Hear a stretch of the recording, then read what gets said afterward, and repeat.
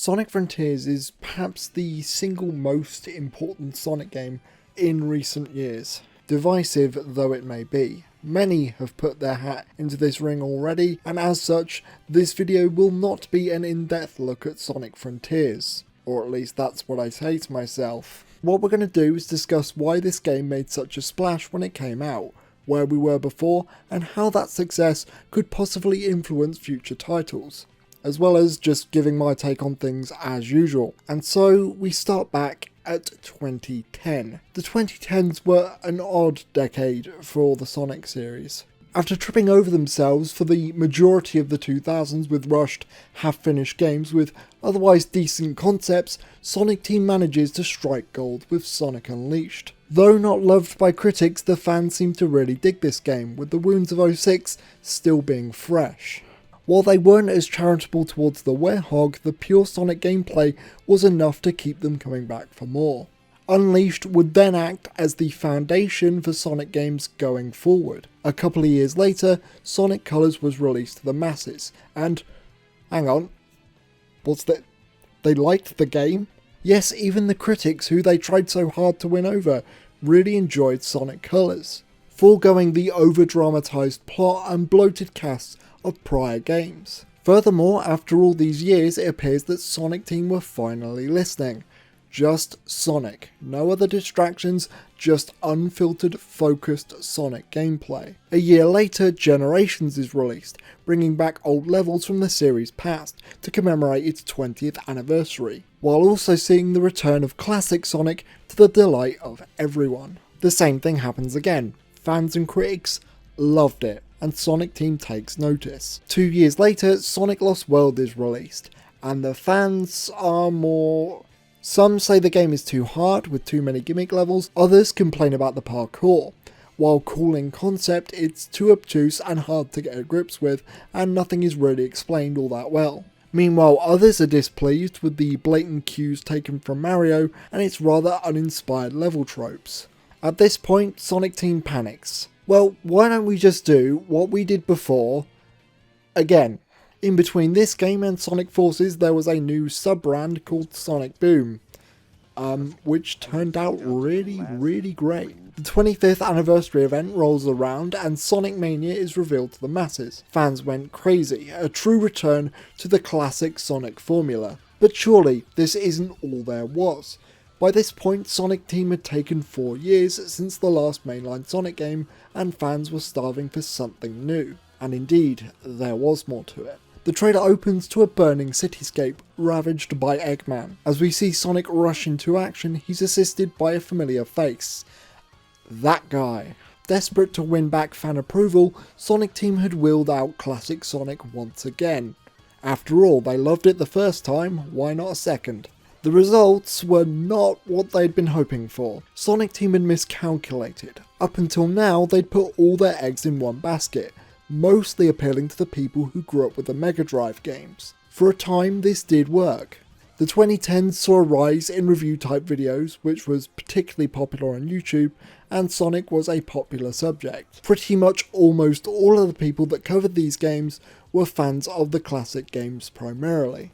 However, by the time of the newly titled Sonic Forces, this was no longer the case. Games like Sonic Adventure were now as old as the Mega Drive games were when Sonic Colors was released, and a new generation of fans had entered the discussion.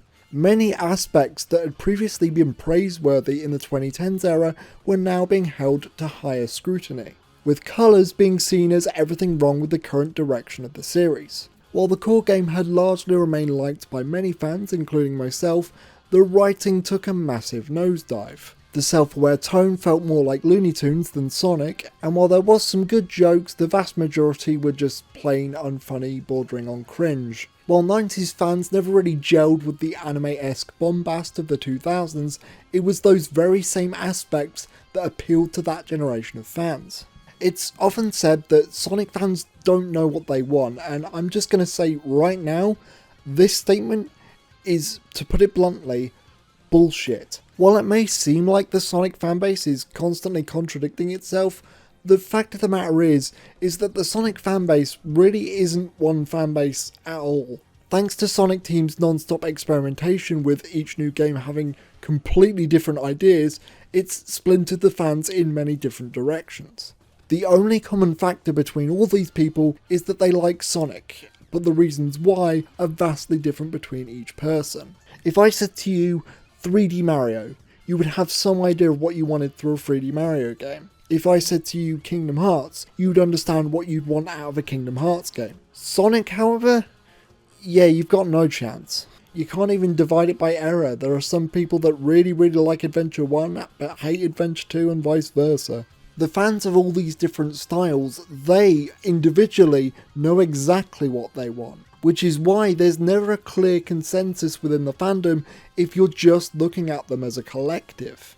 In the case of Forces, no one group was particularly happy. Fans of the early games were put off by the seemingly darker tone the game was taking, kind of funny looking back, isn't it? And fans of the Dreamcast era were beyond annoyed that Sonic Team was insisting on shoving classic Sonic iconography down our throats. To say nothing of classic Sonic himself being rather, or for lack of a better word, forced. What Sonic Team had hoped to be adulation from the fans after Lost World veered the series into an uncertain direction, instead came off as a desperate attempt to cling on to their short-lived high from previous successes. Colours and Generations started to seem more and more like lightning in a bottle.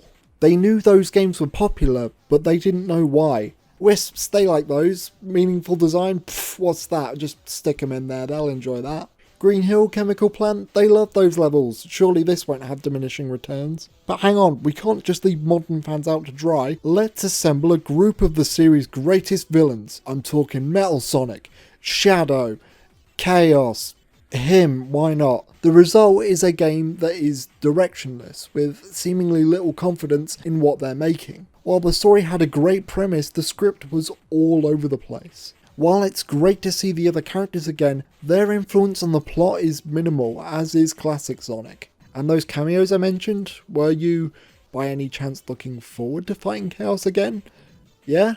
Well, too bad. Fight this dumbass instead. And yeah, this level design isn't really what you'd come to expect after a 4-year gap now, is it? Say what you will about the Dark Age games, they were games made with a lot of passion and, much like Sonic himself, never stayed in one place for too long. They were constantly trying to innovate and improve on themselves, even if that was to a fault. Love them or hate them though, they were games that left an impression. And yes, while it could turn out terrible, there were times when they would strike gold, and when they did, such as the case for me with Heroes and Riders, they could provide experiences unlike any other.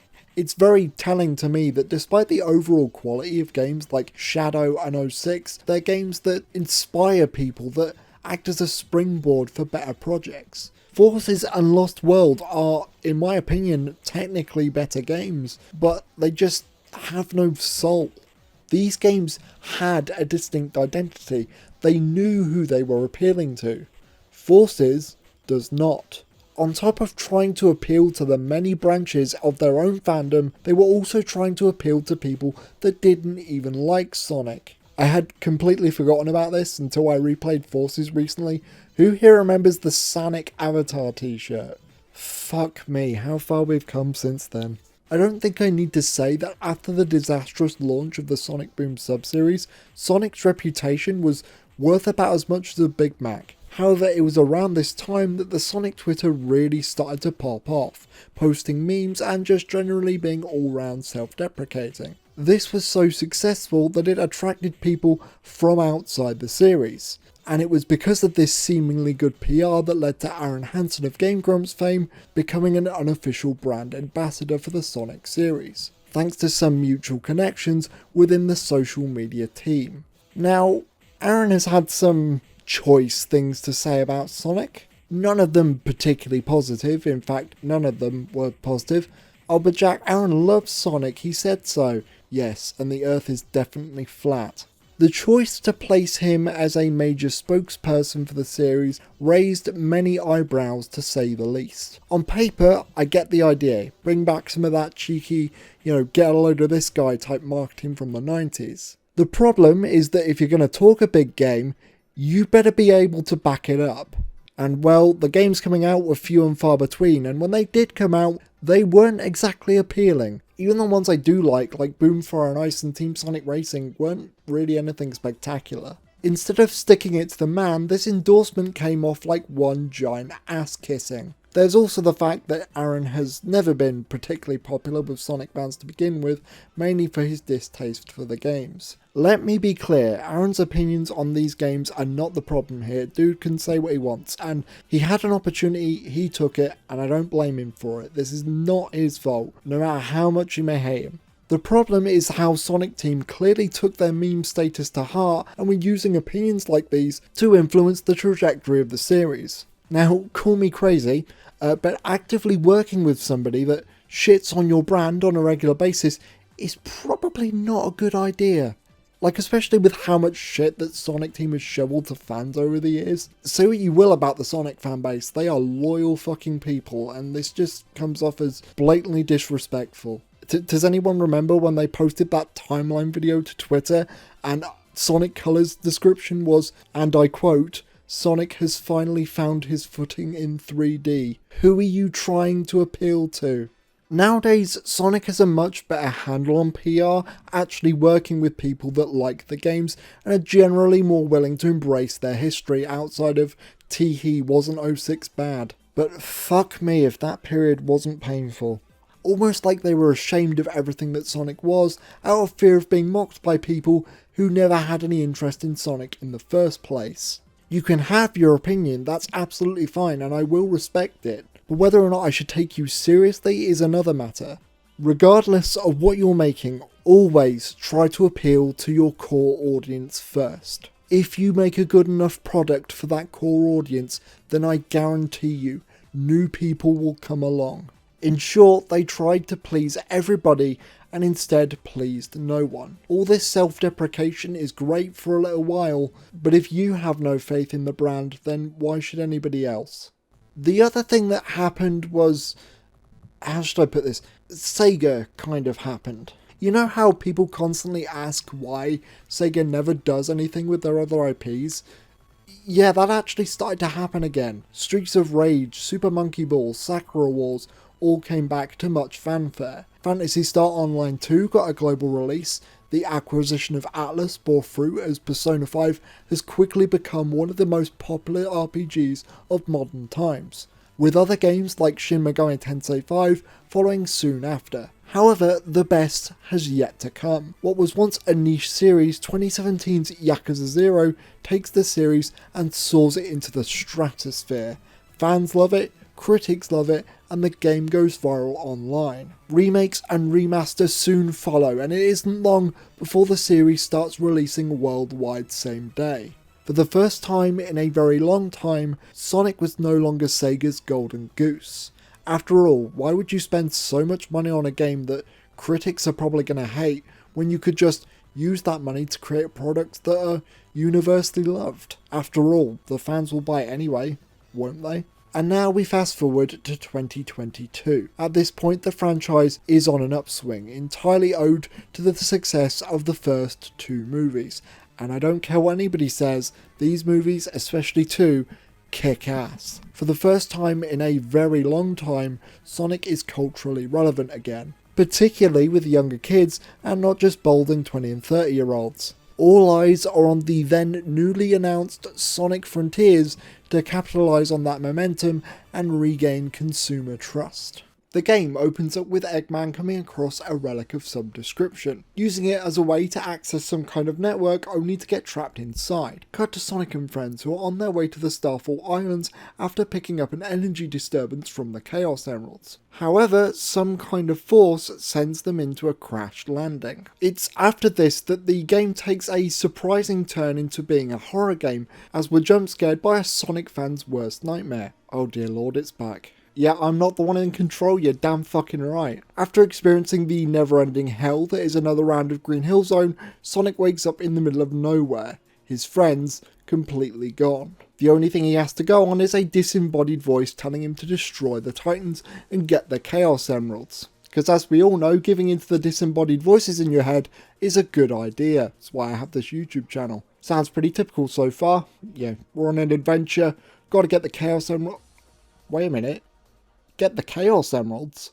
I can see why you'd be confused about why I'm making such a big deal about this, but let me ask you a question. When was the last time the Chaos Emeralds were relevant in a Sonic game? Generations maybe, but that's a stretch. In the games of old, the Chaos Emeralds were always an anchor point for the story, gems with such power that they could pretty much be used in any context. Not only were they often the driving force behind the plot, they're also what allows some of the crazier anime-esque moments to happen. Half the reason why these stories in these recent games were so lame is because the Chaos Emeralds were absent. Not only do you lose the Supersonic finale by default, but it also stunts a lot of the hype the climax otherwise would have had. On top of that, it's a lot harder to naturally escalate the stakes. For games like Colors, I completely get it. The game's written with a smaller scope in mind. However, it's when you get games like Sonic Forces, a game where the entire world is in conflict, and not Sonic nor Eggman thought to themselves that it would be a good idea to gather the Chaos Emeralds, gems that have been known to literally shift continents and power planet-destroying lasers. Having them back in this plot again means that we're gonna see some cool shit. That, and it's just nice to see a staple actually get some use again. It doesn't take long for Sonic to find Amy, though only in spirit. Her physical form is still stuck in cyberspace. The only reason why Sonic got out is because of his speed, which is hilarious in the context of the cyberspace levels. Sonic deduces that by destroying the Titans, he can then free his friends from cyberspace, and it doesn't take long for him to find them. Alongside the Titans, Sonic encounters Sage, a mysterious girl who is constantly vague and ends up sticking the Titans on Sonic. We find out later that she's actually a creation of Eggman and is tracking Sonic's movements in order to find a way to free the Doctor from cyberspace. Sonic tries to fight the Ava only to get his ass swiftly handed to him, forcing a tactical retreat and find the Emeralds. It's been said that Sonic Frontiers has one of the best stories in the series, and if we're comparing it to the shit in the 2010s, absolutely. But that is not a high bar. In terms of the wider series though, it's complicated. This story is penned by Ian Flynn, who is a Sonic fan himself and has been writing stories for both the Archie and IDW comics series. I am extremely familiar with the man's work and I've enjoyed much of what he's written over the years. There's a lot I like here. The characterization, for the most part, is solid. Sonic and Knuckles actually feel like rivals again for the first time in forever. They clash, they take the piss, but there's also quiet moments of heart-to-heart which solidify their underlying respect for each other. I gotta say though, Knuckles' whole, character thing about wanting to leave his island and explore the world is fucking hilarious. One of the big things that they advertised in marketing is the fact that Knuckles, for the first time in what feels like a decade, is actually on Angel Island again. Tails is given a much needed course correction after being borderline insufferable in Lost World and completely undoing his independence in Forces. Having these things addressed makes it easier to get invested in these stories in the future because things actually have consequence. At the same time, it can be pretty jarring to go from no consistency at all to suddenly everything is canon now. The only character that people seem to have an issue with is Amy, and I, for the most part, am inclined to agree. The only major issue is that any kind of romantic context with Sonic appears to be gutted almost entirely. I know people have had complaints with this in past games, but to be perfectly honest, a lot of it is kind of exaggerated. Like, people often say that she has no personality outside of just liking Sonic, which I feel is kind of disingenuous. Like, you can dislike that part of her character, that's absolutely fine, but it's still part of her character nonetheless. I simply can't agree with the people that label this part of her character problematic. Part of the reason why she was so great in Adventure was because her admiration for Sonic is what motivated her to become worthy of Sonic's respect, to stand by his side. And while, yes, she did get captured in Adventure 2, she also broke into a prison base to save Sonic. That's the other thing. People seem to have this revisionist history that she was just some damsel in distress character, and I really want to know where this is coming from. Okay, for a good majority of Adventure, but there's a nice payoff to that at the end. She straight up kicks ass in the advanced games, and in Heroes, not only does she have her own friend group outside of Sonic, but she's also the one constantly pushing the team forward and leading them on their own adventure. But despite that, this one is seen as the worst depiction because of one joke about marriage. I'm willing to give Frontiers the benefit of the doubt and say that this was due to the game's more somber tone. Yeah, you want to keep things tonally consistent. From my understanding, the Japanese script changed her to make her more in line with how she usually is, i.e. she wants to use those feelings to empower her and protect the ones that she loves. Look, I'm just a bit concerned because there's a prevailing opinion online that in order for a female character to be seen as independent, they need to sever all male attachment, which is just complete bullshit. As it stands, I like Amy as she is now, I just think it's kind of a silly thing to remove. That just leaves Sonic himself, and he's pretty much how you'd want him to be. Snarky, hot-headed, but also willing to slow down and lend an ear to a friend in need. I've heard complaints that Sonic is a little bit too passive in this game, but the only example I can think of is when he stops Knuckles from confronting Sage. Outside of sending the Titans on him, Sage hasn't really done anything to directly attack Sonic. There's also the fact that she looks like a small child, and I highly doubt that even Sonic Team is stupid enough to have Sonic go around punting little children. Although I will say, it would be worth it for the Twitter response alone. The only thing I don't like about Sonic in this game, and I might upset a few people, is the voice direction.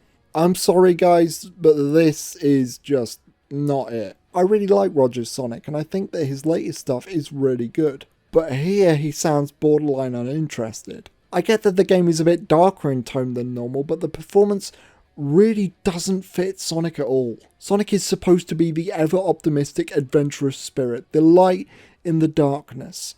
Making his voice deeper doesn't make him sound more mature, that's what a child would think. If anything, it makes him sound borderline depressed, and it kind of bums me out. I mean, I'm of the opinion that the only reason why Roger is hated as Sonic is entirely due to the scripts that he was given. It was never about the voice itself. During your stay on the island, you'll encounter the Cocos, who will need your help to solve their various problems. They might look like cute mascot characters on the surface, but in reality they're actually wandering spirits who died in a terrible cataclysm long ago. So fucking wholesome. Their lingering regret keeps them tied to the island, Sonic helping to send them to the afterlife. The Coco are easily the most interesting part of this story. As you progress through the game, you'll begin to unravel the mystery as to exactly what wiped them out. It's the disembodied voice, isn't it? Helping them feels very bittersweet. They're finally free, but their circumstances are still very tragic. It also gives some extra context behind the Chaos Emeralds being an energy source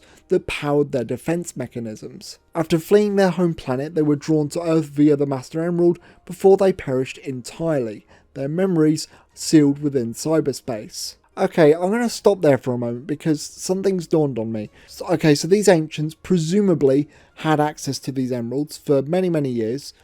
Still don't know where they came from, but they found them. Let's just assume that. And the Master Emerald is, for some reason, off somewhere on a faraway planet with no explanation given. Does this contradict anything? No, not really. But I find it pretty damn convenient that all of these emeralds ended up in the same place, except for the one that controls them all. You can't just drop huge lore implications and then just not follow up on that. I mean, I was always meant to believe that the Chaos Emeralds and the Master Emerald were meant to be a unit, or perhaps they were spawned from the Master Emerald. The only explanation I can think of is that there's actually multiple Chaos Emeralds throughout the galaxy, and that is getting dangerously close to Archie territory, and we don't want to go there. By the way, the disembodied voice giving you, like, orders and with no context whatsoever, that's what got them. Shocker, I know. These Titans were never the enemy. They were what was keeping this creature at bay. If Sonic Superstars is to be believed, has always been there, why did nobody investigate this beforehand? There's just big purple moon of death in the sky. That's completely normal to me. You would have at least expected Professor Gerald to take a look at it at least. During the initial ending, Sonic, who was at one point infected with malware, manages to get back to fighting shape thanks to his friends and teams up with Eggman and Sage to take down the final Titan. And subsequently, the oncoming threat of the end, in a very ill-fitting final battle, but we'll get to that. The game ends with Sonic and friends setting off to new horizons, each going their own way, while Eggman is left alone to mourn the loss of his cyber daughter. One big sticking point I have with this game's story though, and this extends to the in-game dialogue, is its incessant need to try and make references to everything in past games. I know, I spent a whole chunk of this video talking about how Sonic Team are afraid of their own legacy.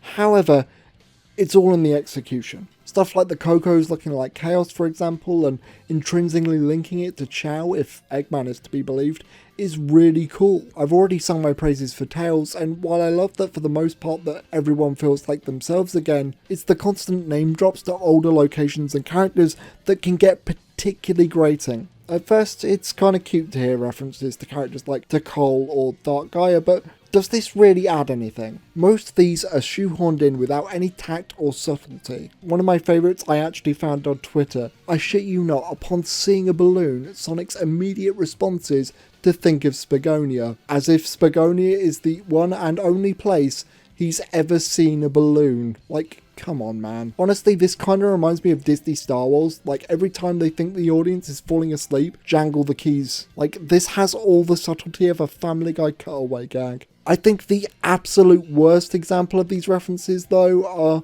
to characters like Styx, Tangle, and Whisper. Who? Exactly. These are comic and animation exclusive characters that have yet to appear in a mainline game. And given that these characters come from the American branch and not the Japanese one, the likelihood of them getting into these games is about as likely as Concord getting a surprise reappearance. This particular bit was even removed from the Japanese version. Doing this only pisses off the people that like these characters and confuses the ones that aren't familiar with material outside of the video games. And apart from that, it's just jarring as fuck. The best game I can compare Frontiers to is actually Sonic Heroes.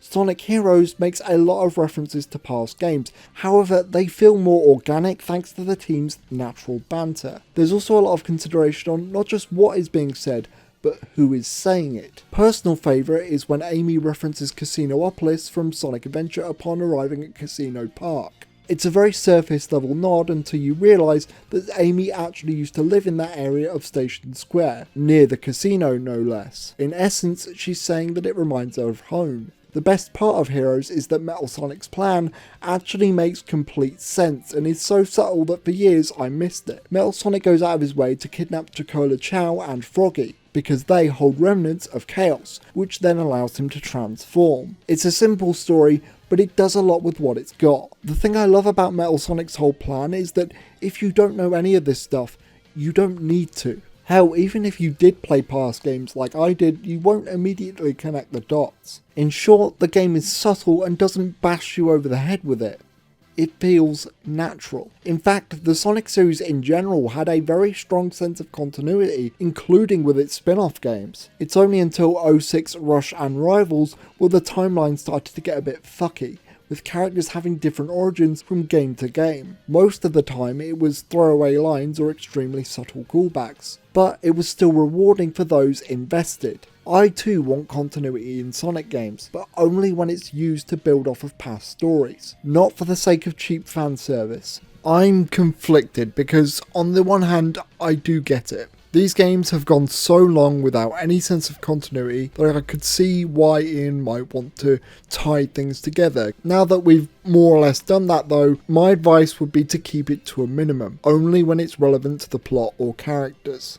I also blame Sega partly for this as well. References to past games are great, but not when those games aren't publicly available for new players to get their hands on. New players don't have a way to get that extra context. Sega, like most companies in this industry, has quite frankly done an embarrassing job at preserving their own history. It's a shame too, because they were one of few positive examples in this industry.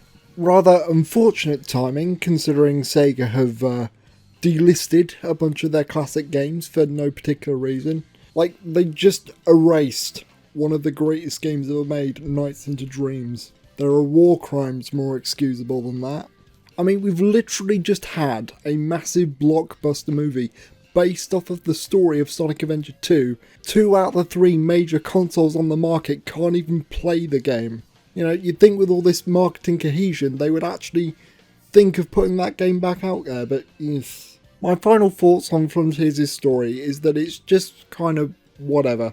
I appreciate the attempt to tell a more mature story, but at the same time I miss that fun, bouncy energy that a lot of my favourite stories in the series had. Eggman is barely present in this one as well, which is a crime. He's usually one of the best parts of these games. It's kind of cute though how he actually has some underlying respect for Sonic though. I'll admit, it was sad to see Sage go at the end. I only wish we could have seen more and her of Eggman, interacting. The father-daughter relationship is nice, but I wish we got to see more of it on screen, namely Sage's origin. I don't know, it could be in the egg memo somewhere, but I really think that's something we should have seen on screen. So, starting out, you'll be no doubt familiar with the controls here. The boost is once again back, with every ability from those games unlocked from the get-go. Except the drift, that one is dead and buried, that one's not coming back. The only major difference is that the homing attack is now on the square button again, like Unleashed, and the boost is on right trigger. I'm going to be honest, this is incredibly jarring, even if for the most part I'm used to it now. In the case of Frontiers, I can see what they were going for, especially with how the side loop works. Having to hold down triangle while also holding the square button on boost would have been really uncomfortable. Some might even say this is an objective improvement over previous games, since you can now air dash and double jump without accidentally activating the homing attack. After nearly a decade and a half of a mostly consistent control scheme, I'm sorry, but I just can't get used to this. I'll put up with it with Frontiers, but you bet your ass I changed it the minute I jumped on Shadow Generations. Sonic Frontiers is the first Sonic game to use the open zone structure. By using Sonic's new side loop ability, you'll be able to interact with the environment, solve puzzles, and open up new parts of the map.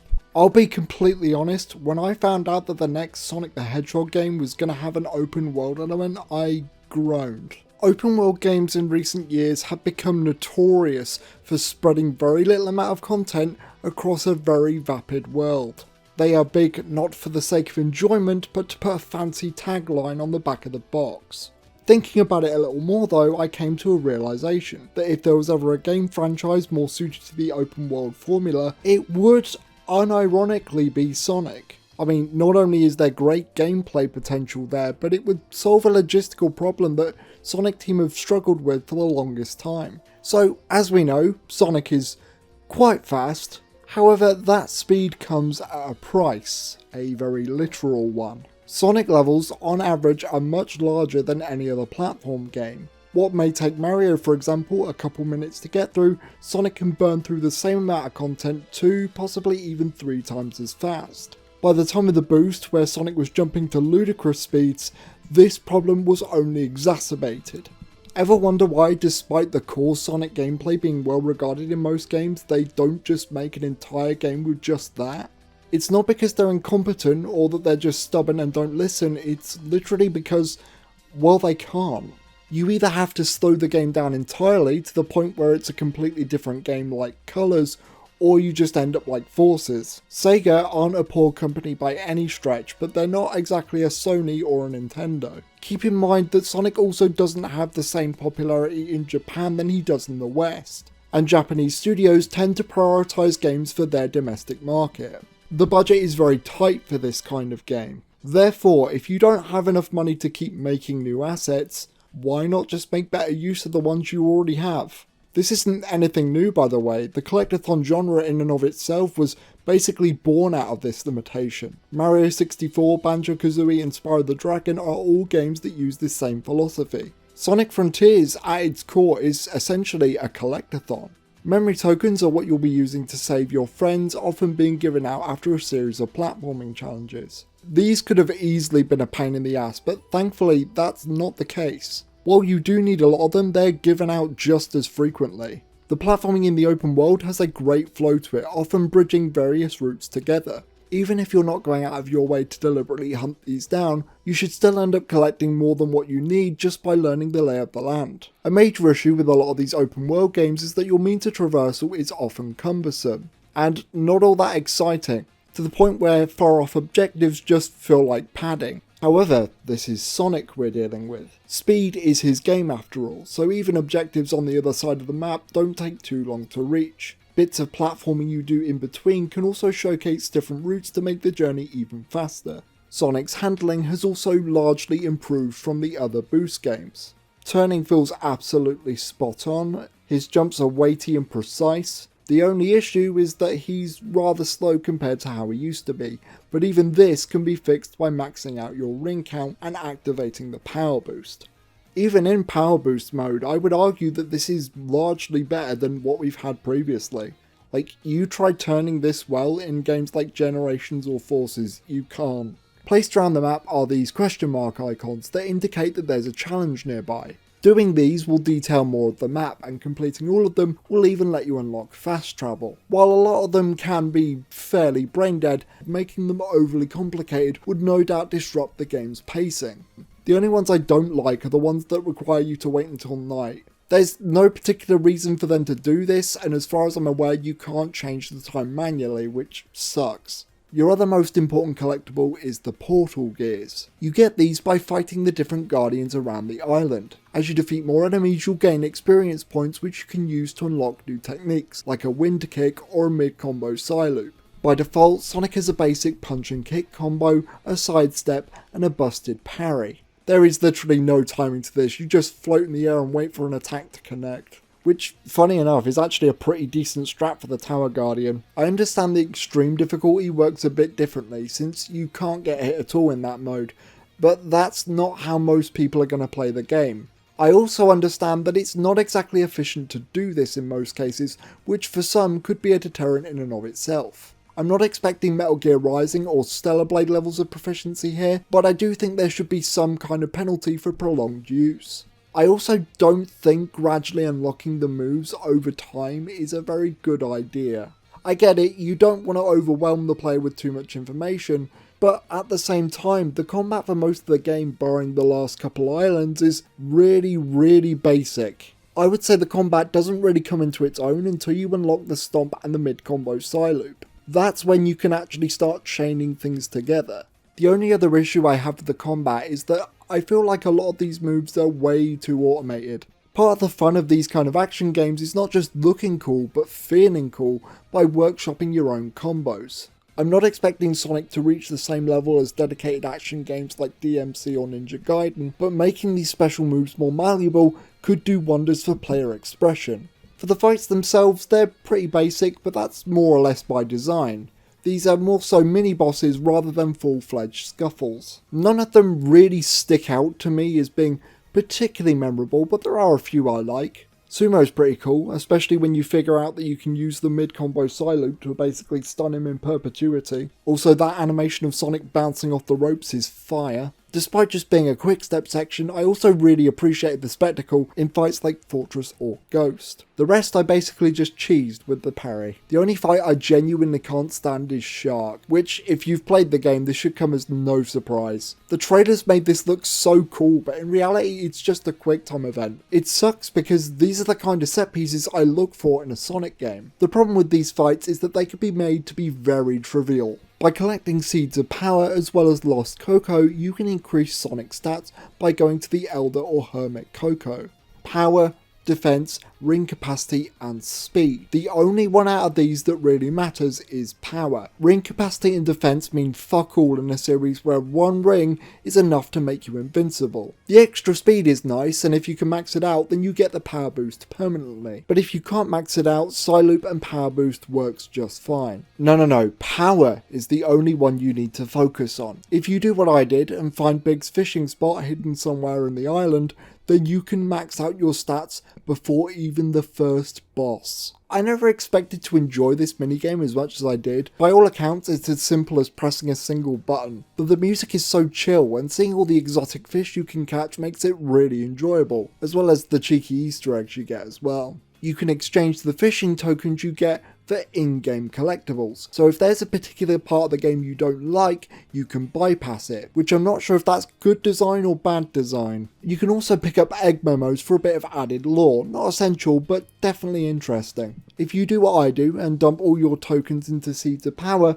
then congratulations my friend, you have officially made this game your bitch. Now for context, I never did this on my first playthrough. Not because I was actively holding myself back, but because I never actually found Big. I never even knew that he was in the game. The only time I leveled up was with the seeds I found in the overworld, and I still beat the game comfortably, with the substantial lack of damage only really becoming a problem in the last island. This time though, I had to actively hold back against some of these enemies just so I had enough footage. Now, this isn't entirely easy to do, as in order to fish, you need purple coins, the majority of which you'll get from the Starfall Island slot machine. This event occurs randomly. However, it only takes one of these to get a sufficient amount. Now, it should be noted that this is optional, and if you do decide to go through with this, you'll have to do a lot of fishing.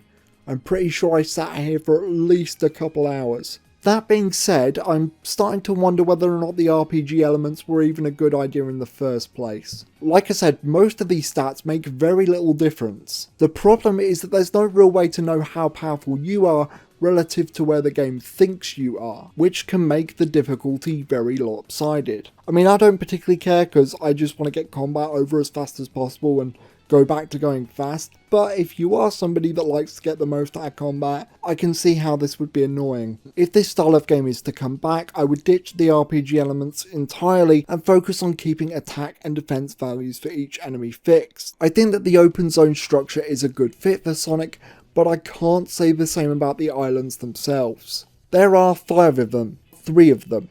A grassland, a desert, and a volcano island, with the last 2 just being retreads of the first one.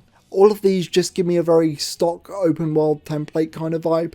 Nothing about them is particularly striking. It's fine when you're platforming around in the moment, but a decade from now when Sega inevitably brings this back, I'm not going to go, oh shit, that's Ares Island.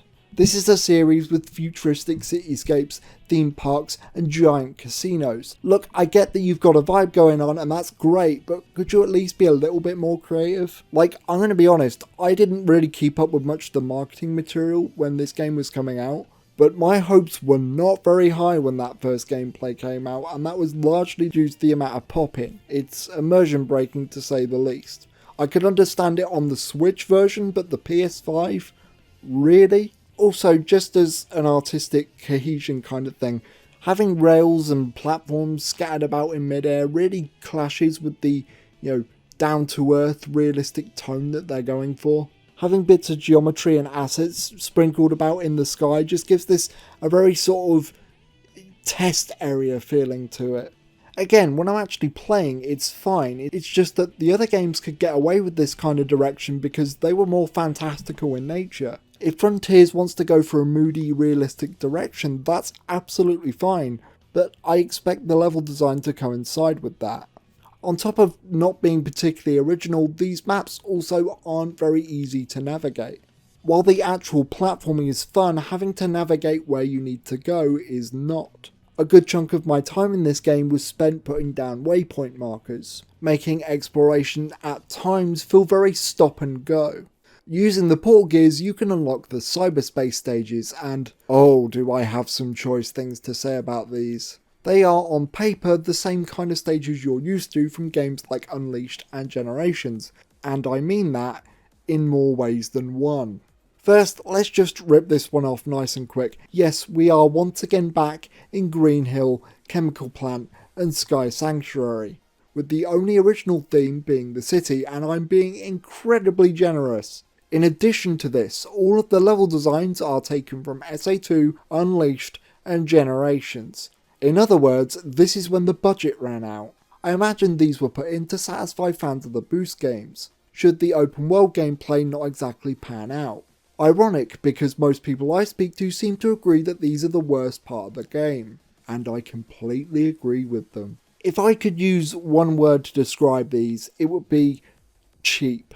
By this point, most people are sick of these same 2 levels being reused over and over again. They try and justify this by saying that cyberspace is more or less projecting Sonic's memories, but if that's the case, why are there not more level themes? Why can't we have a City Escape theme or a Metal Harbor theme? Why is Sonic remembering levels that he never went to? The reuse in level design is also unfavourable because not only is it pretty lazy, but it also gives me a direct comparison to the original level, which is not only longer, has more interesting set pieces, but frankly plays a lot better too. For starters, Sonic is not very fast in these levels, even when the boost is held down. In fact, there were several times where I thought the boost was just straight up broken. Second is that on top of the speed nerf, Sonic can no longer boost through enemies, when many of these original levels was designed with that in mind. Third, these may be the same levels, but they've also got none of the spice those original levels had either. I'll talk about this more later, but I think people really underestimate the importance of spectacle in a Sonic game.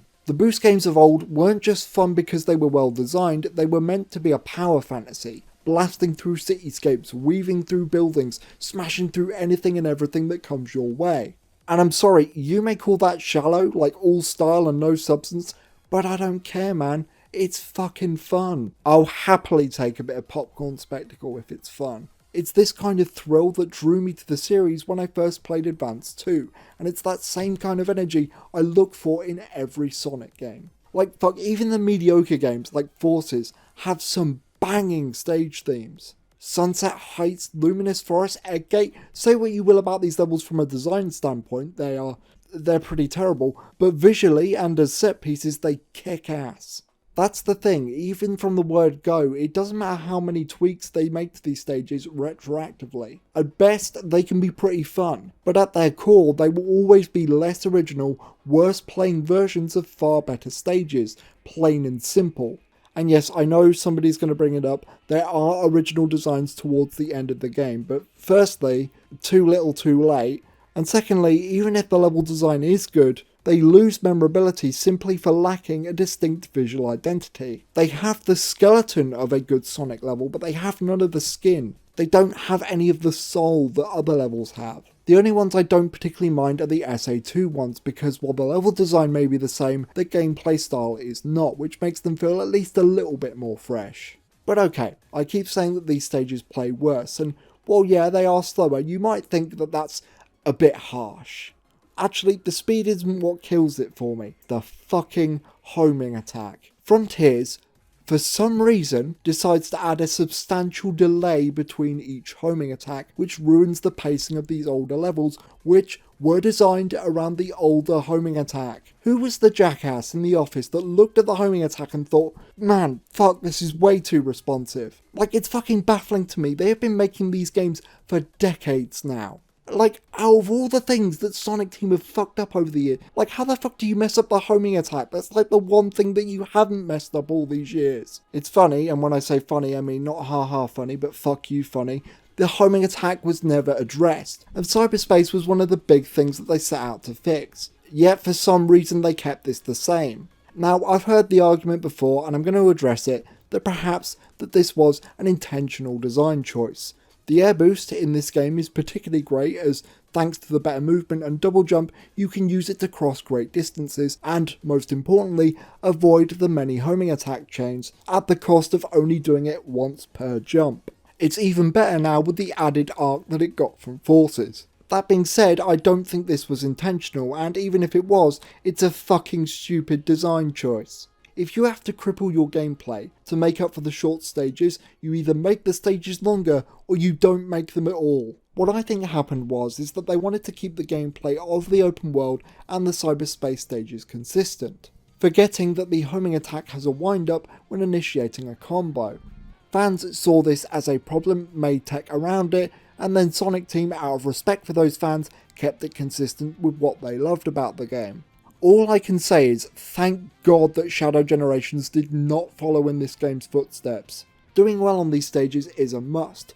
By completing 4 different objectives like red rings or S ranking the level, you will be given vault keys. You will need these to retrieve the Chaos Emeralds. S ranks are decided purely on time, and while most are absurdly generous, there is one particular level that's known to be a bit tricky, and hilariously, it's the second level in the game. I should mention a particular bit of tech that I know people are screaming at me to talk about, and that's the homing attack. Homing dash. You can tell I'm fucking triggered about the homing attack. The gist is, you do a homing attack while simultaneously doing an air dash, cancelling the attack and sending you flying. Now, I didn't do this because A, I don't think using an exploit or a glitch is a good way to judge the quality of a game. I like to play within the game's rules.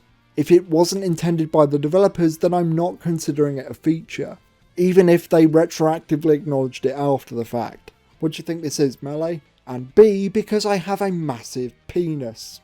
That's right, no exploits, no spin dash, I did it raw, and fuck was it close. Ultimately, I don't think these stages are awful. Diet Boost at the end of the day still provides a fun time, but it's telling that the best thing I can say about these stages, at least as they are in the base game, is that they can be skipped. Now, some of you may have noticed that I have a few extra things that I'm not supposed to have. Long story short, I lost most of the footage of my original playthrough and had to record another one. So I decided that for this one I would do it on New Game Plus, a feature that I have yet to try.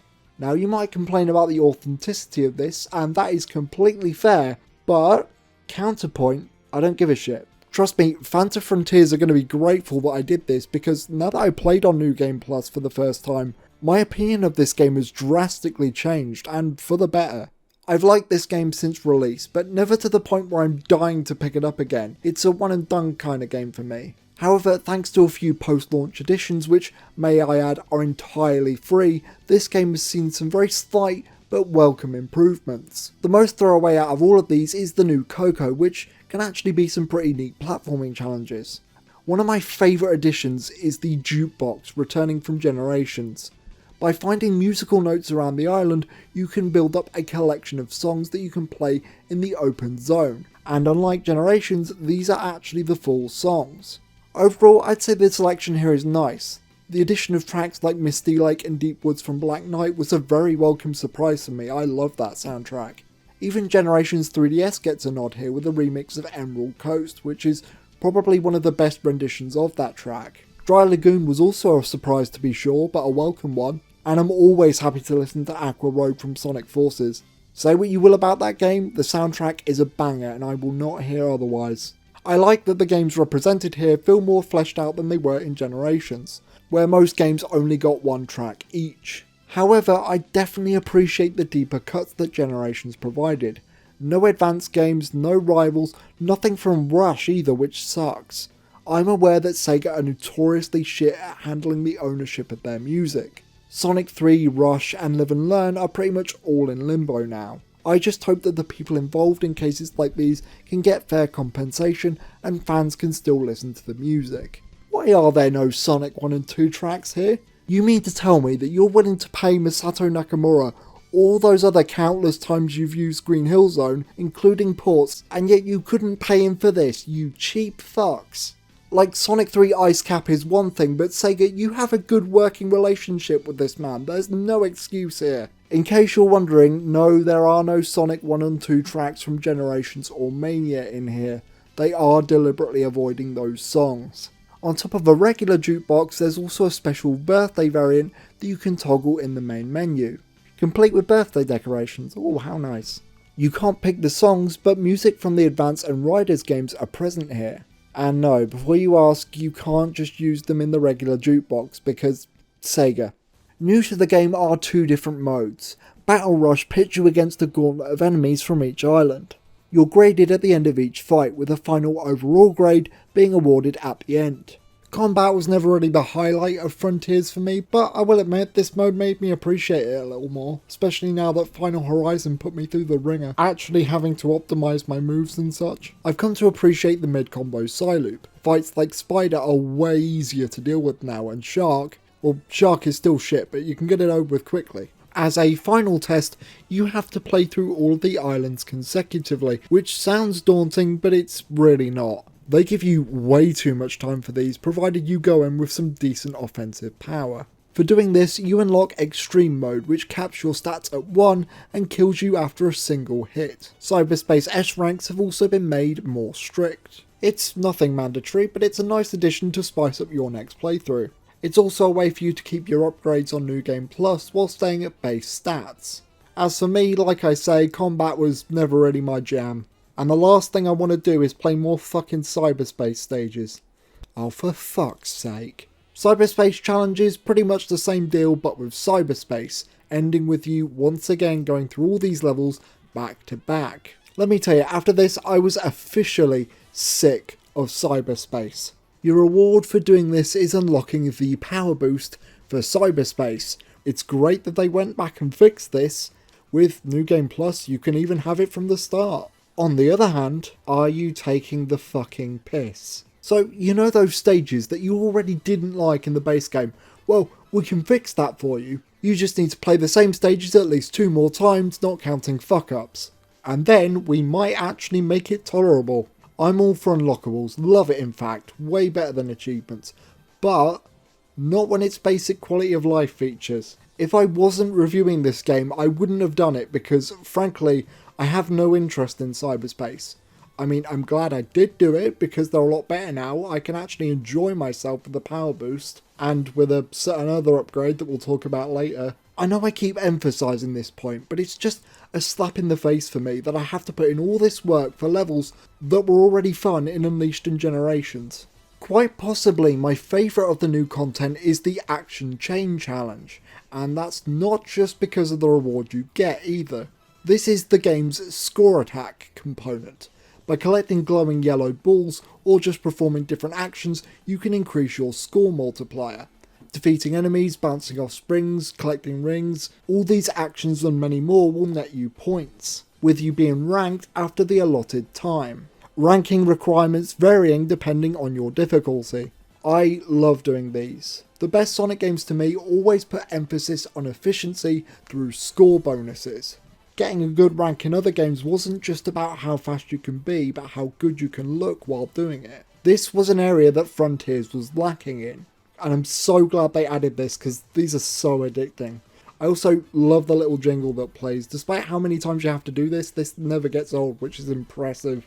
A lot of these can be cheesed pretty easily when you find a good spot, but equally, that's part of the fun. Honestly, I wasn't even doing these for the reward, I just thought they were a fun time regardless, and I highly recommend doing them. It honestly goes to show just how well Frontiers flows together when you put it in a context like this. I will say though, again, having few recognisable landmarks makes it very hard to optimise where you're going. I'll also say that I don't like certain enemies that take control of the camera and force you into a scripted event. I would rather just have these elements disabled entirely because it's so shit to have your run messed up by this. For getting every single S rank in Action Chain, you get the Spin Dash. Believe me when I say this is well worth your time. Not only do you move a lot faster on the ground by default, no power boost required, but the Spin Dash has its own physics, meaning that you can do some pretty wacky shit with it. Chaos Island was always one of the low points for many people in the game, mainly because it would force you into scripted 2D sections, and because your camera locks in place, you can't easily get out of it. It made it very annoying to navigate, on top of the layout of the island just being confusing overall. However, with the Spin Dash, Chaos Island becomes one of the worst parts of the game to quite possibly the best. Turning down your jump deceleration will allow you to launch yourself incredibly far, and in combination with the double jump and air boost, the sky is the limit. I'm just gonna say it, this game really makes you feel like Spider-Man. It gets you thinking about the level design in ways that you never really had to before. Now with the Spin Dash, your fun is only limited by your own imagination. The funniest part about all this is that this game wasn't even designed with this movement in mind. Imagine what Sonic Team could do if this had been there from the start. It also speeds up the pace of the game tremendously, to the point where I can't even see myself playing fresh ever again. With this move though, repeat playthroughs aren't just a maybe, it's a guarantee. I love playing this game now. Whereas a normal playthrough may take anywhere from 15 to 20 hours, with the Spin Dash and skipping cutscenes, it's just over 8. Something I appreciate since I think Sonic games are at their best when they're short but highly replayable. The Spin Dash isn't limited to the open zone either.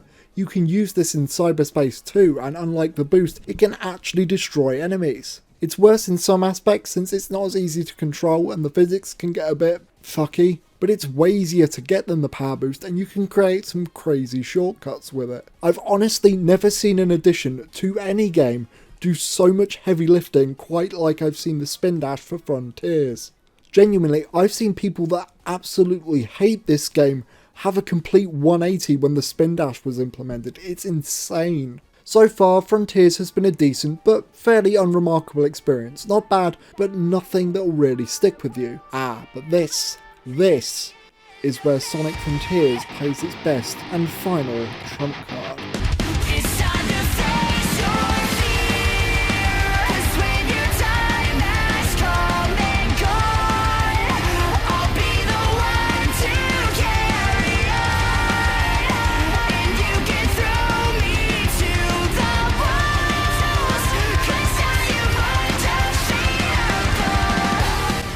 Yes!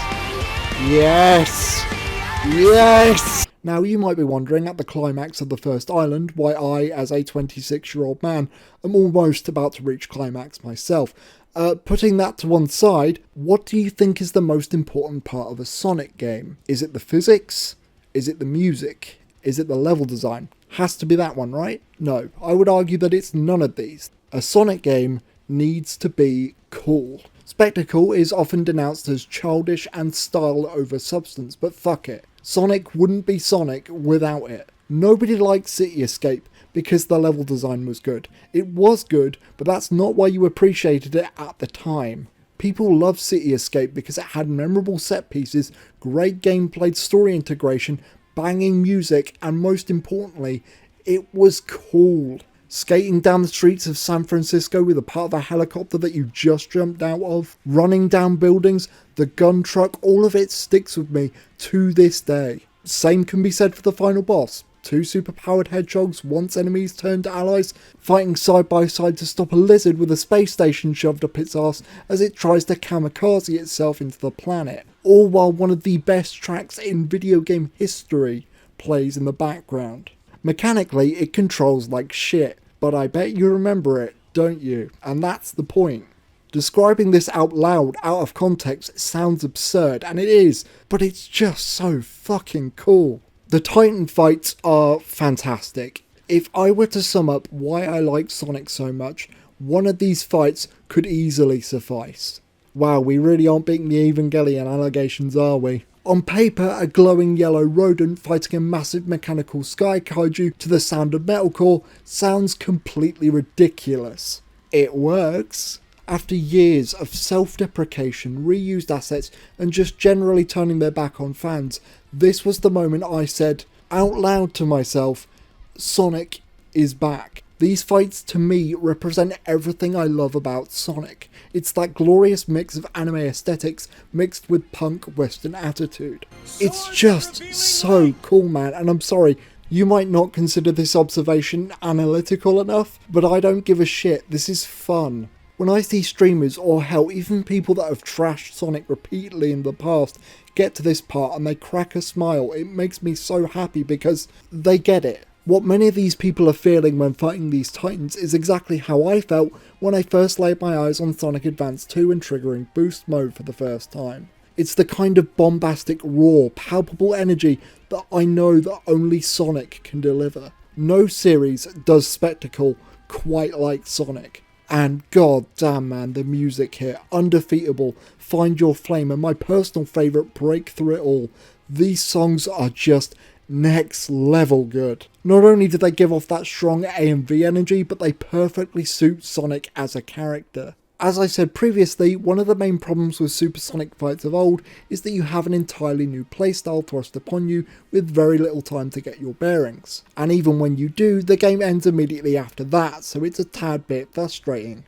It wasn't until Sonic Colors that Supersonic became part of standard play as a 100% completion reward, however this poses its own problems. Like I said, by locking the Chaos Emeralds behind a side quest, you also limit any plot involvement, which not only puts a damper on the story but more importantly the finale. In addition, by making it a 100% completion reward, while it is cool, it really has no practical use anymore. In the classics, you wanted Supersonic because he was invincible, didn't have a speed cap, and enemies couldn't just be walked around. Furthermore, most players would typically get Supersonic mid-game, perhaps even earlier depending on your skill level. And this is an important distinction because those games had limited lives. In the case of these 3D games, you could make an argument for speed, but even in that case, Sonic already goes ridiculously fast. The only games I feel like it makes a difference in is Colors and Lost World, and in both cases it isn't perfect. Lost World really isn't designed to be rushed, and with Colors you have to sacrifice using the wisps, the whole point of that game. Sonic Frontiers is perhaps the first time in a 3D Sonic game where Supersonic feels like he's done justice. Yeah, who would have thought putting the Super Saiyan in a DBZ fight would be a good idea? Unlike other Supersonic fights, the core mechanics of the combat remain consistent with regular Sonic gameplay. Furthermore, given that these enemies are quite a bit beefier than the regular ones, you have way more of an opportunity to experiment with the combat, which feels more satisfying to do here given the inherent scale of these fights. You also get unique parry counters for each one, which are a sight to behold. The only major complaint I have with Super Sonic is that I wish he had his own unique tools to work with. The core moveset works, but given how hard these fights go, I can't help but wish for something a bit flashier. I also wish the game demanded a little bit more from you rather than just throwing out your highest damaging attack. Knight has a moment where you parry his shield. Once you do that, you can ride it all the way down and hit him in the head. This isn't just mechanically interesting, again, it's fucking cool. Later on, as part of the finishing blow, we see Sonic salute the sword and cut him in half in spectacular fashion. And while it does look cool, it makes me wish that you could actually do this in-game. Like, imagine having a return to the Black Knight sword clashes, that'd be great. Perhaps the biggest issue is that if you do what I did and grind out the fishing minigame, these are a complete joke, which ruins a lot of the intended build-up and hype. Personally, as I've said, I'm not too fussed about the combat in this game. There's definitely depth for people looking for it, sidestep cancelling and the like, but personally it's not what I play Sonic games for. I like having high stats to collect what I need from bosses and enemies and keep the pace going. This, for the record, is why I didn't really have much interest in extreme mode since the combat is really all that changes. However, by over-leveling, I also ruined the one part of the combat that I actually really enjoy. I'll say it again, if Sonic Team are to bring this back, just ditch the RPG concept entirely and just keep it fixed. But wait a minute, there's a super secret final boss that you can only access after beating the game on hard mode. Except not really, because you can switch difficulties mid-game, but let's just ignore that. And before you ask, no, I didn't do that, I'm not a pussy. I'm honestly so pumped for this. Those last few fights were fantastic, so I'm ready, Sonic Team. Blow my balls off. I cannot wait. Are you fucking kidding me?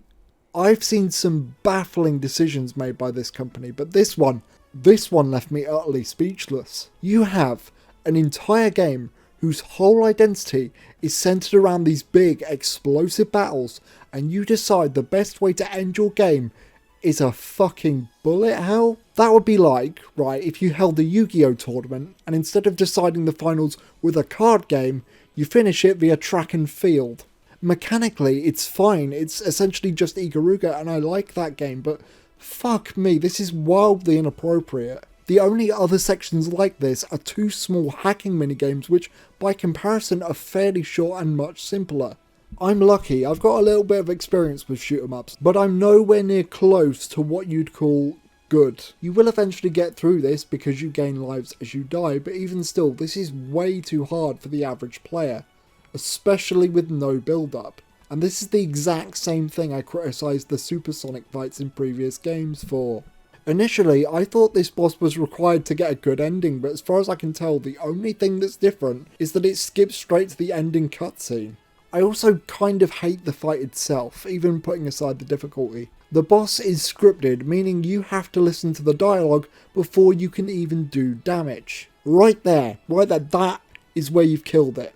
The whole appeal of shoot 'em ups is as you get better at the game, you can clear stages more efficiently. The pace of the bosses in those games is dictated by your skill, but here, no matter how good you are, you're forced to listen to this fucking stupid thing drone on and on and on, and you have to listen to it every time you die. I was wishing for the end after this. Unironically, I would rather fight the Time Eater from Sonic Generations, because as bad as that fight is, at least it was more in line with what I've come to expect from the game. This is, quite frankly, daft. Time Eater also didn't last as long.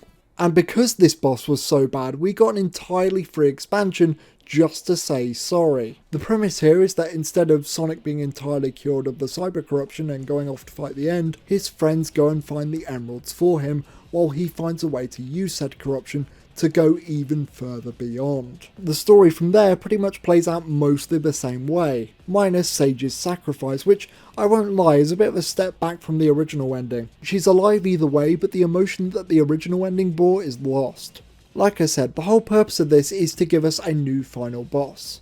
Honestly, I'm just happy that the cyber corruption plotline goes somewhere now, and the payoff is well worth it.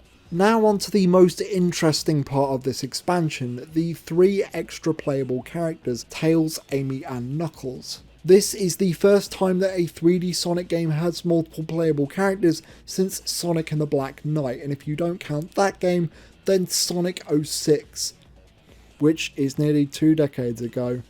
In the past, Sonic Team have shied away from including these out of fear of invoking the shitty friends argument. But we're in a completely different time now, clearly, so how did they do? Going in order of appearance, Amy can double jump using tarot cards. Okay. I've held off on talking about this because I wanted to wait until this section, but what is Sonic Team's current obsession with giving Amy tarot cards? For those that don't sit on the Sonic Wiki 24/7, what this is in reference to is in the Japanese manual of CD, where it mentions Amy's hobby of fortune telling.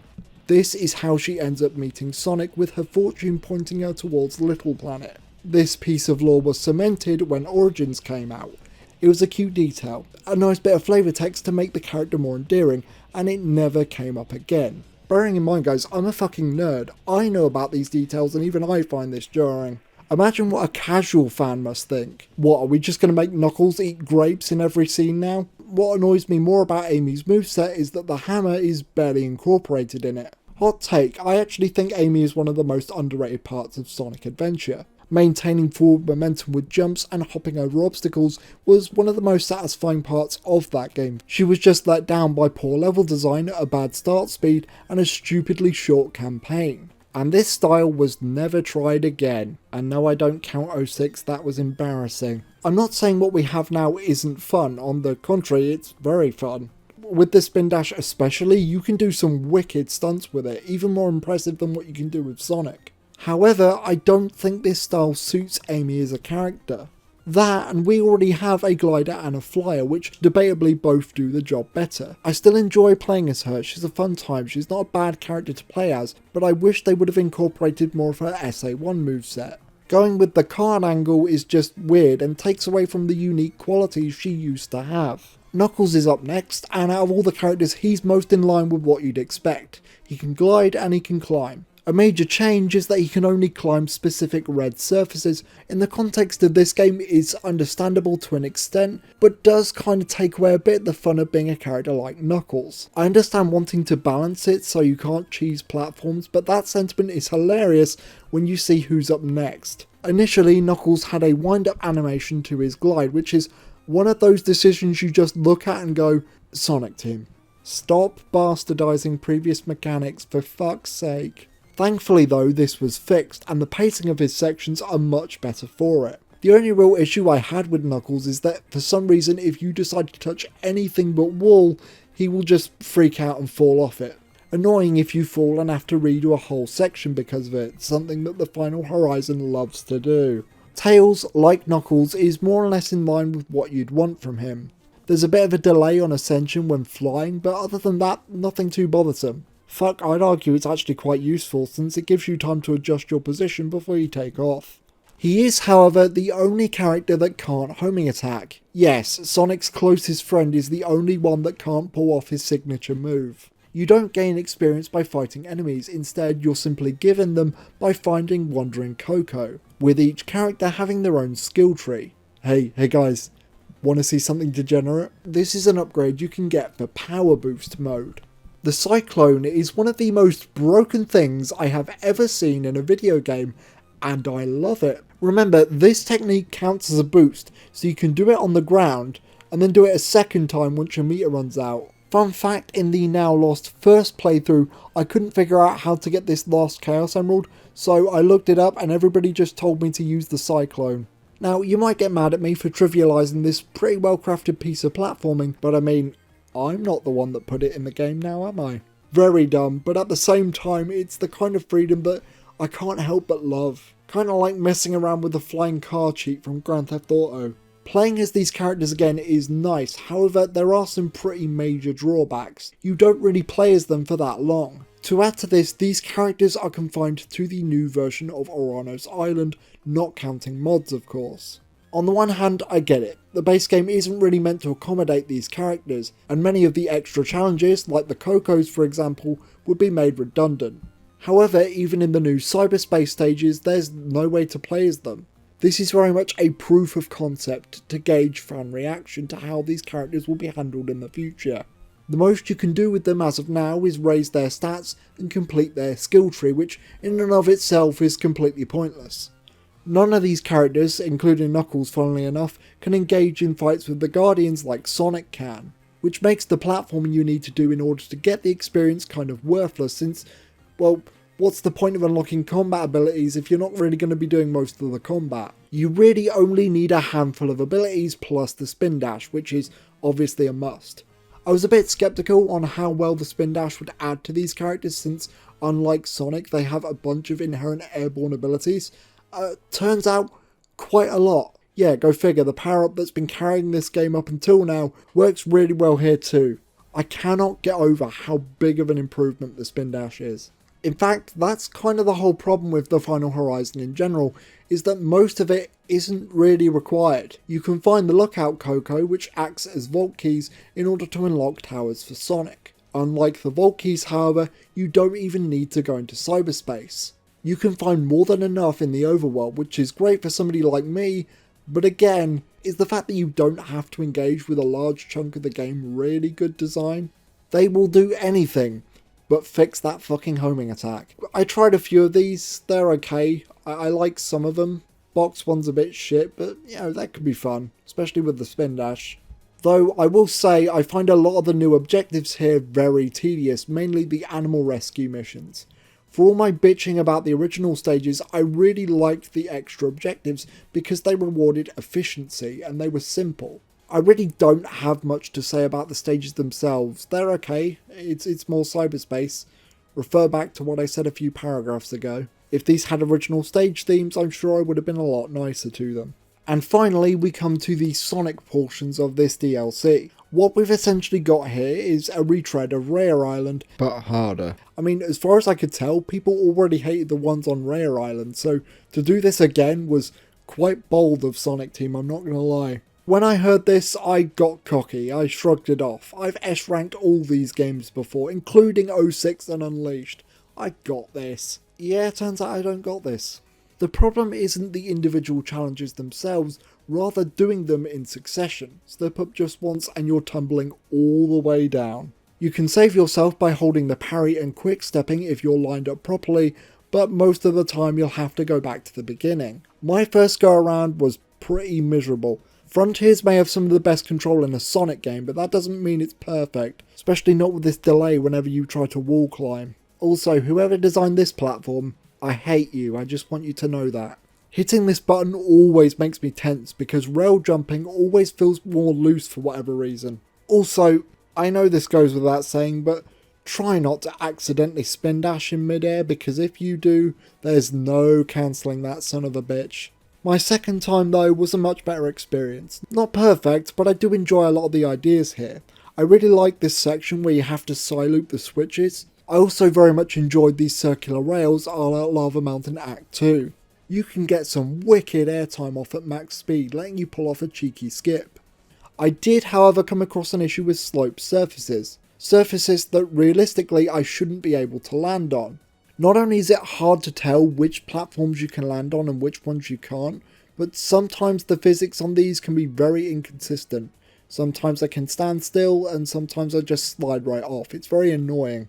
I've seen people blitz through these and I'm sure it's very satisfying to get right, however I question whether or not such difficulty spikes are even necessary. I've heard this was done in response to fans finding these games too easy, but I've never really heard such complaints. Sonic games have always had a very low barrier to entry. It's the high skill ceiling that makes these games fun to play. You challenge yourself to get better rather than the game being challenging in and of itself. Let us not forget that Sonic's target audience is supposed to be for young kids. How hard realistically should your game be? A question I'm sure we'll be asking again in the near future. I for one appreciate the challenge, but I'm also of the mind that they should have at least added a checkpoint system. Especially for that last climb. A lot of the frustration isn't even because the individual challenges are hard, it's just having to redo stuff constantly. It's very old school in that sense. And while I'm very tolerant to this kind of design, it's not something that most people nowadays are going to gel with very well. When you get to the top of each tower, you have to complete one of 4 trials. Then finally challenge the Master Coco trial. Question, can you hold parry? Good, then you can clear 75% of these no problem. The only one you may find challenging is the snake trial, which initially I couldn't get a hold on at all. However, through the power of my superior intellect, I came up with a solution, juggling the shield and leaving him open to an attack. I really like this one because it gets you thinking about the combat in a way that you may never have considered. There's depth to other encounters to be sure, but you're never forced in a position where you have to engage with it. Snake Trial is alright, I'll defend this one's good. What I won't defend is the Master Coco trial. On paper, this seems like a home run. This is what everybody was asking for, a Titan refight mode. Fight the 3 Titans back to back using the same ring count for all 3, stats being capped at 1. A boss refight mode was one of the most requested additions to this game, so this is basically everything you could ask for. But as they say, be careful what you wish for, because on top of having to defeat them in one seamless run, you have to do it using the perfect parry. What this does is reduce your parry window to a few frames if you're playing on hard mode. Apparently I've heard it's even worse on extreme, but I really don't want to imagine that. This seems like a win. After all, one of the major flaws in the combat is that there's really no incentive not to just hold parry. It's less for strategy and more of an instant win button, less rock paper scissors and more gun. However, this isn't the fix that you think it is. The game is designed around the parry being held, so the hitboxes for all these attacks are completely out of sync with their animations. Instead of parrying based off the rhythm of the attacks like a good action game, you're instead parrying based off where you think the parry window might be. It's extremely unintuitive and downright annoying when you're on a time limit, especially in the case of Giganto where the camera is your worst enemy, Jesus Christ. After a while I eventually got the hang of it, to the point where I can now smoke Giganto in less than a minute, which was really satisfying to do. All of this stuff could have easily been worked around, but for some baffling reason, Sonic Team makes you go through the pre-fight sections for every single boss, specifically Wyvern's pre-fight section. I'll defend the towers because at least in that case, every time you fall you're gradually getting better at the previous sections. Here though, it doesn't matter how skilled you are, you're essentially sitting through a cutscene. It's not challenging and it's completely disrespectful to the player's time. It's such a shame too because honestly I really appreciate the challenge of this. Wyvern is the only real fight that I think is the most egregious since you have to parry him in order to do damage, and like I said, it makes it very hard to practice on these bosses when you have to sit through that fucking sequence all over again. I actually started having a really good time with the combat, and the tight time limit makes the soundtrack go even harder. Honestly, this bit right here nearly killed all my motivation to do this on hard mode. If you want to get past this section painlessly, just lower the difficulty. That will pretty much revert your parry window back to normal. I normally wouldn't advocate for this, but I really don't blame anyone for doing so. Finally, we have the new final boss fight against the End, this time directly taking control of Supreme. This is a massive step up from before, but that doesn't mean there isn't problems. To start, it will spit these balls at you which you can only parry using the perfect parry. Failing to do so will cause you to lose 10 rings off the counter, which can kill you extremely quickly. Even if you go in maxed out, the final section reduces your ring count to 100. You die, you go back. The only sticking point about this for me is not only do you have to fight Supreme again, but you also lose any of the rings you had before your death, which is just bullshit. If you're going to revert me back to a previous point in the game, at least let me keep all the things I had before that point, you know? The hardest thing about it is actually figuring out what the hell you even need to do in the first place. If you don't knock out the cord on his head, he'll just keep regenerating, but trying to target the cord is never explained to you. Logic would dictate that you would need to use the right analog stick to switch targets. You know, like in every other action game ever. What you have to do is hit his head, dodge, and then the target will change. Obviously. Even after that though, once he stumbles, you need to quick side-loop the rifle on his back. If you don't know to do this, he'll come back with full health. This game was more pop-ups than a dodgy porn site, and yet this is the point where it decides, nah, you're good. Like, how was I supposed to know to do that? Other than that, the fight's fine. Definitely not on the same level as the previous 3, but more satisfying than before. Also, these fucking finishers, man, they're so damn cool. Can Supersonic 2 just be a thing now? Like, Oh, this is so fucking cool. Alright, I've said pretty much everything I wanted to say, so let's wrap this up. Sonic Frontiers is a game that I like, and depending on if I'm playing New Game Plus or not, a game that I really like.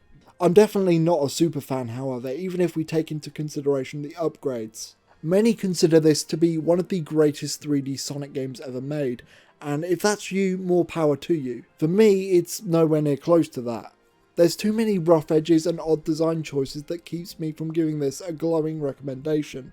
The best 7 out of 10 is more than fair, and while the spin dash and the power boost do wonders for traversal, the fact remains that you need to spend at least 15 to 20 hours on a full playthrough just to unlock them. First impressions mean everything, and I can honestly see a lot of people being put off before they even reach that point. I think it's worth it, but if you don't, please consider downloading an already completed save file if you're on PC. Trust me, the new additions are well worth experiencing. The spin dash is the best movement we've had since Sonic Adventure. I know a lot of people also despise this game, but for me the highs of Frontiers are so good that I'm more than willing to tolerate its numerous shortcomings. The spin dash alone takes this from a 7 to an 8. I think the thing that makes me happy is that regardless of any grievances I may have with it, Frontiers found its audience. Frontiers is evidence to the fact that regardless of what you do, you will never be able to please everyone. But what you can do is make the best product possible for the people that do resonate with it. I know quite a few people that like Lost World and Forces, but never to the same extent I've seen with Frontiers. When people like this game, they tend to adore it, to the point where I'm honestly kind of worried about this video, to be honest. Even though I can't be one of those people, I'm just glad that there's some genuine enthusiasm about Sonic again. Frontiers is an anomaly in many ways because it's so unrefined, and yet I can't help but admire it. It feels like a game they actually wanted to make rather than just a quick fix to appease a certain portion of the fanbase. The free DLC that they added to the game speaks wonders at their commitment to try and make things right, a far cry from the company that tried to sell us Super Sonic years ago. That's not to say that they're above criticism, and I'm not going to start saying some sappy shit like they care about their fans, because at the end of the day, they are a cutthroat business. Be real, none of them do. But I feel like, especially in today's industry, this kind of post-launch support is an outlier and something that many companies should learn from. PR and public goodwill is worth a lot more than you'd think, and personally, I think Frontiers should be celebrated for this. The irony is that despite appealing to their core audience again, Sonic Team have managed to pull in those very same people that they tried to appeal to many years ago. The people that once used to laugh at this franchise now see it in a different light. Turns out all they really needed to do was let Sonic be Sonic. Even if you hate this game or the movies, their success can only mean good things for the series. We already know that Sonic Team have been given a bigger budget moving forward, and if Shadow Generations is anything to go by, well, we'll just save that for next time. Thank you for watching my feature-length movie. Until next time guys, take care.